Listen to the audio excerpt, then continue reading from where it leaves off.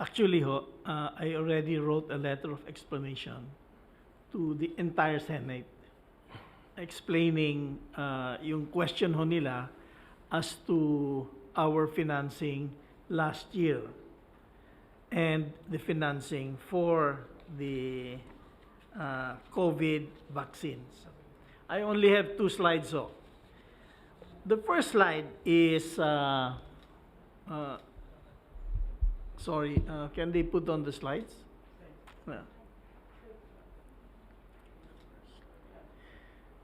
The first slide is what happened last year. Okay. Last year so there's the chart here. You have the revenues of 2019, 2020, and then yung expected natin sa 2021. In 2019 nakakolect tayo ng 3.1 trillion pesos. First, let me explain the difference between million, billion, and trillion. Okay. When you think of 1 million, you should think of 1 Innova. Okay. When you think of 1 billion, you should think of 1,000 Innovas. When you think of 1 trillion, you should think of 1 million Innovas. So, this is trillions. Okay. So, we collected last year because of the tax reform that you authorized us to do and the Congress passed. We collected in 2019 3.1 trillion pesos.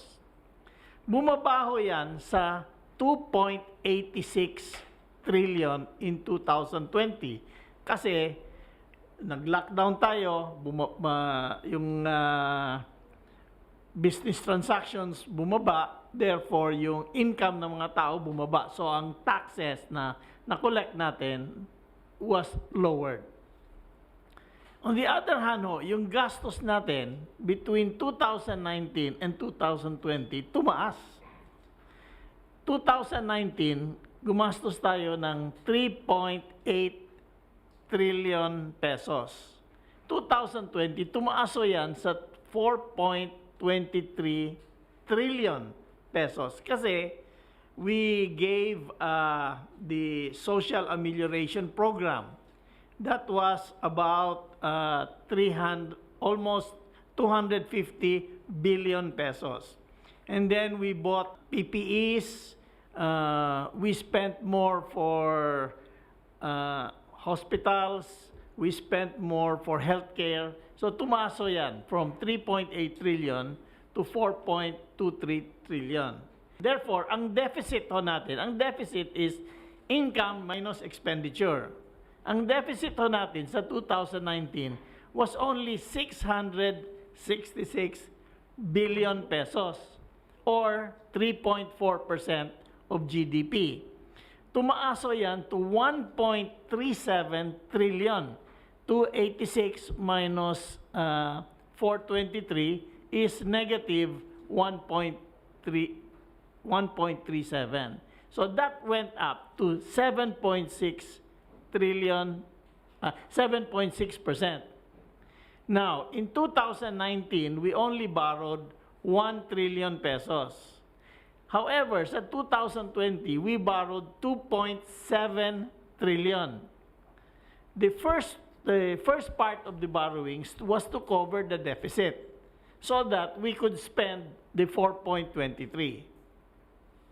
So, we borrowed 2.74 trillion. So, we borrowed more because number one, more than the deficit, because we had more projects that we were still funding, like the build, the different bridges we were starting. So we borrowed more. Plus, bumabaho yung interest rate in 2020. So humiram tayo para bayaran yung old debt kasi mas mura na ang interest.